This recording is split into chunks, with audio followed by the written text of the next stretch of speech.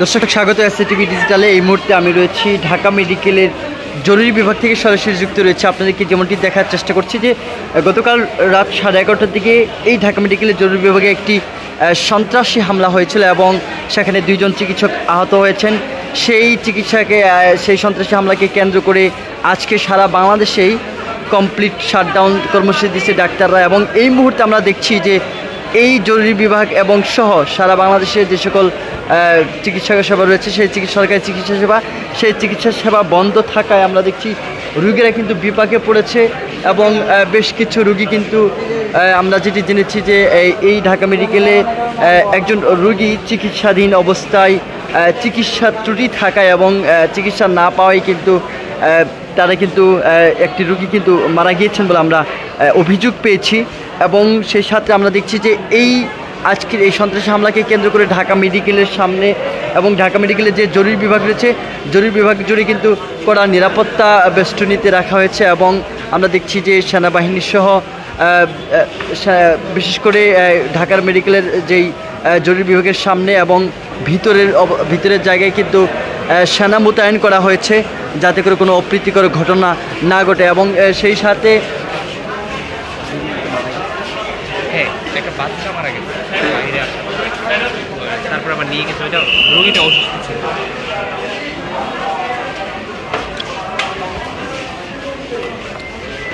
এবং গতকালের ঘটনাকে কেন্দ্র করে পুরো ঢাকা মেডিকেল জুড়েই কিন্তু একটি আশঙ্কা বিরাজ করছে এবং আতঙ্ক বিরাজ করছে। সেই সাথে সেবা না পেয়ে যারা রুগী আছেন রুগীরাও কিন্তু অনেকটাই বিপাকে পড়েছে স্বাস্থ্যসেবা না পেয়ে। সব মিলে এই এলাকা জুড়ে কিন্তু একটি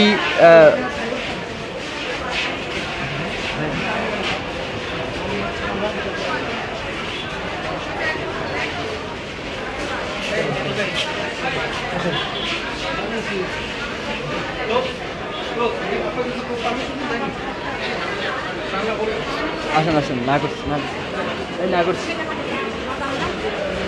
এবং আমরা যেটি দেখছি আসলে ঢাকা মেডিকেলে একটি ভিন্ন পরিস্থিতি বিরাজ করছে। সব মিলে ঢাকা মেডিকেলের যে স্বাভাবিক চিকিৎসা সেবা সেই চিকিৎসা সেবার ব্যত্যয় ঘটছে। সেই সাথে আইনশৃঙ্খলা বাহিনীর পরিস্থিতির যে অবনতি ঘটেছে, যে কারণে কিন্তু এখন আমরা দেখছি ঢাকা মেডিকেল জুড়ে কড়া নিরাপত্তা বেষ্টনী দেওয়া হয়েছে। আমরা যদি একটু আপনাদেরকে ঢাকা মেডিকেলের যেই ইমার্জেন্সি রয়েছে সেই ইমার্জেন্সি বিভাগের সামনে যদি আপনাদেরকে একটু দেখানোর চেষ্টা করি তাহলে যেমনটি দেখছেন, এবং আমরা ইমার্জেন্সি বিভাগের সামনেও কিন্তু আমরা দেখছি যে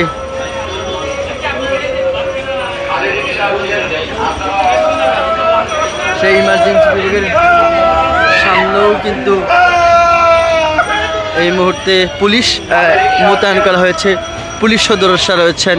পরিস্থিতি যাতে অবনতি না ঘটে, আইনশৃঙ্খলা বাহিনীর পরিস্থিতি যাতে অবনতি না ঘটে সে কারণে কিন্তু মোতায়েন রয়েছেন পুলিশ এবং সেনা সদস্যরাও কিন্তু মোতায়েন রয়েছেন। এবং গতকাল 11:30টার দিকে যেই হামলার ঘটনা ঘটে সেই ঘটনাকে কেন্দ্র করে এই মুহূর্তে স্বাস্থ্যসেবা কিন্তু বন্ধ রয়েছে, যে কারণে যে সকল রোগী এখানে আসছেন তারা আসলে সুচিকিৎসা পাচ্ছেন। এবং আমরা দেখছি যে আপনাকে যদি একটু দেখানোর চেষ্টা করি যে সুচিকিৎসার অভাবে কিন্তু আমরা অভিযোগ পেয়েছি একজন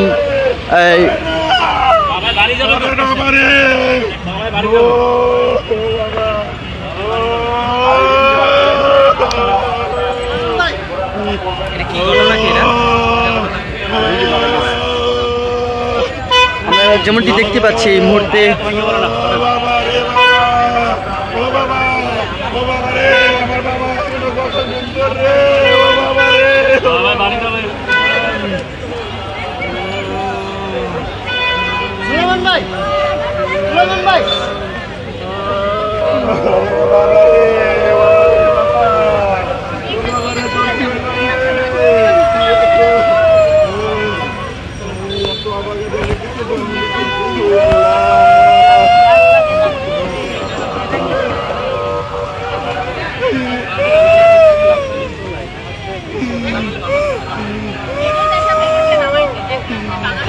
দেখি তো ভাইয়া চিকিৎসারও হবে, ডাক্তার ছিল না, নার্সদের চিকিৎসা কি হলো আপনার